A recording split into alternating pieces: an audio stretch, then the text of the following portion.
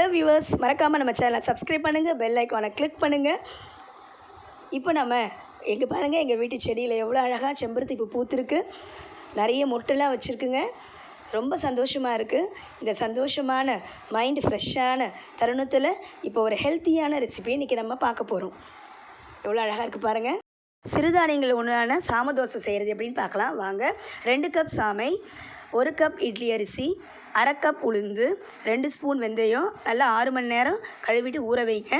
அதுக்கப்புறமா நம்ம தோசை பதத்துக்கு அரைச்சி எடுத்து வச்சுக்கோங்க. மறுநாள் காலையில் நல்லா புளிக்க வச்சுட்டு, இப்போ பாருங்கள் மாவு நல்லா புளிச்சிருக்கும். மறுநாள் காலைல தான் எடுக்கணும். நைட்டு அரைச்சி வச்ச மாவு இது நல்லா புளிச்சிருச்சு. இப்போ வாங்க தோசை ஊற்றிடலாம். பாருங்கள் நல்லா சூப்பராக வரும். தோசைக்கல்ல காய வச்சு நல்லா 2 கரண்டி எடுத்து ஊற்றி தோசை ஊற்றுங்க. இது உடம்புக்கு ரொம்ப ஹெல்த்தியானது. நார்மல் தோசைனா அரிசி மாவு தோசையோடு நீங்கள் இந்த தோசை சாப்பிட்டீங்கன்னா சிறுதானிய வகைகள் எல்லாத்துலேயுமே இது மாதிரி தோசை செய்யலாம். ப்ளட் சுகரை கண்ட்ரோல் பண்ணும், ப்ளட் ப்ரெஷரை கண்ட்ரோல் பண்ணும். குழந்தைகள் விரும்பி சாப்பிடுவாங்க. தோசை ரெடி ஆயிடுச்சு. இது கூட நம்ம கார சட்னி சைட் டிஷ்ஷாக வச்சு சாப்பிட்லாம். ஏற்கனவே நான் கார சட்னி டிஸ்கிரிப்ஷன் இதில் போட்டிருக்கேன் நான் வீடியோவில்.